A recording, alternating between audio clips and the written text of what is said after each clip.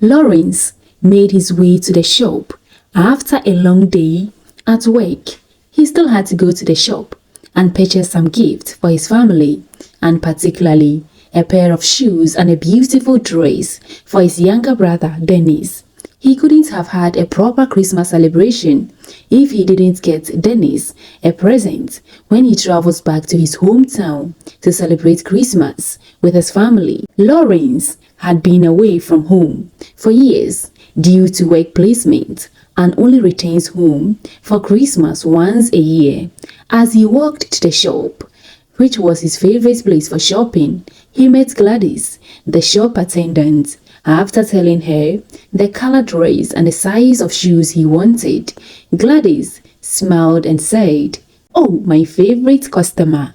Today, you aren't lucky. Someone just purchased the last one we had in the shop, and there is nothing left. Such goods would arrive after Christmas." Lawrence, unhappy about the speech Gladys delivered to him, bought his parents' gift and walked out very quickly to the house. He became so sad and very unsure of what to do because those were his brother's favorite colors and shoes. He could not have faced him without any gift after being away for so long. Moreover, it was even a Christmas celebration. His parents wouldn't be happy with him if he had come empty-handed. He sat alone for hours. Then he thought of his friend who owns a boutique in town. After telling him his problem, he informed him they had a shortage of such items in town unless after Christmas. Lawrence, devastated about the situation, went to town and searched in shops as many as he could. Yet, he could not find his brother's favorite color and style. That night, before Lawrence had retired to bed, Dennis called him to remind him of getting him something when returning, and particularly he should not forget his favorite colors. Lawrence couldn't bring himself to tell him he had difficulties finding his favorite items. He reassured Dennis not to worry, for he had already had the items. 2 days later, Lawrence had a Christmas break from the workplace to go home and celebrate Christmas. Meanwhile, he had not found his brother's favorite items. Lawrence, heartbroken about the situation, went back to the shop and made enquiries about whether there was a good chance to get them, but none of them had had the items yet. So he bought a pair of shoes and a shirt, but in different colors. He thought of explaining things to Dennis when he got home.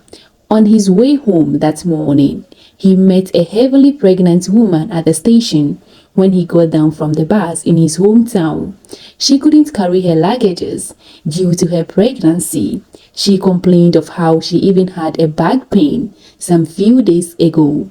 Lawrence, seeing what the pregnant woman was going through, took her bags. He went to escort her before leaving for his parents' house.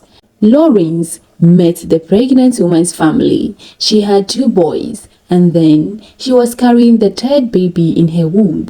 Her husband was very grateful to Lawrence for helping his wife. However, the family did not see any excitement on his face, as he was supposed to be happy about coming back home.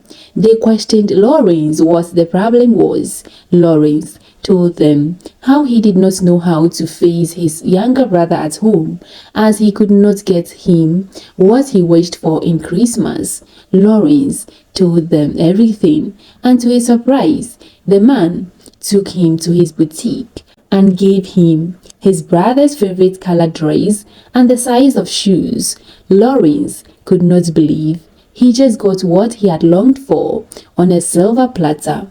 Lawrence thanked them for giving him the precious things for free. Lawrence was warmly welcomed by his family as he gave them their gift. Dennis was happy his brother had honored him with a special gift.